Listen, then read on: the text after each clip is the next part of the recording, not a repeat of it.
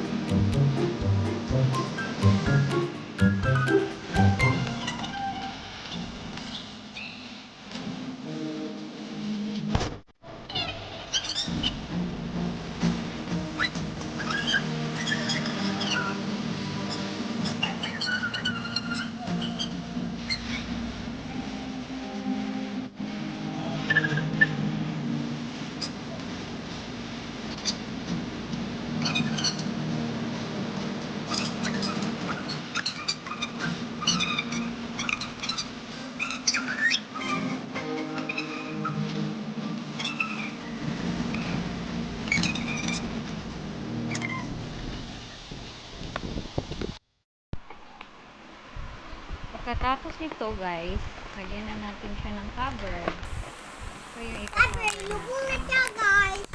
Lubong na natin siya guys. Hospital na natin siya.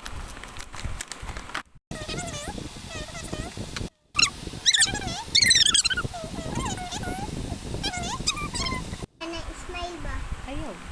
Ano lang, pangpaganda lang yan ng mga para merong accent ang ating hindi natin itong mangga kasi masarap to siya.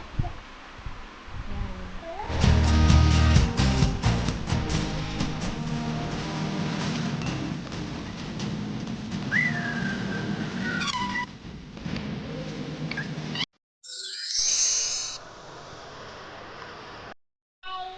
Hi! Tapos na kami sa aming mango float. Yan. Since natapos na kami guys, lalagay na natin to sa loob ng ref. Bye-bye! So don't forget to like and subscribe to our channel guys. And hit the notification bell below para ma-update kayo sa mga bagong vlog na aming i-upload. See you on my next vlog guys. Bye-bye! Bye!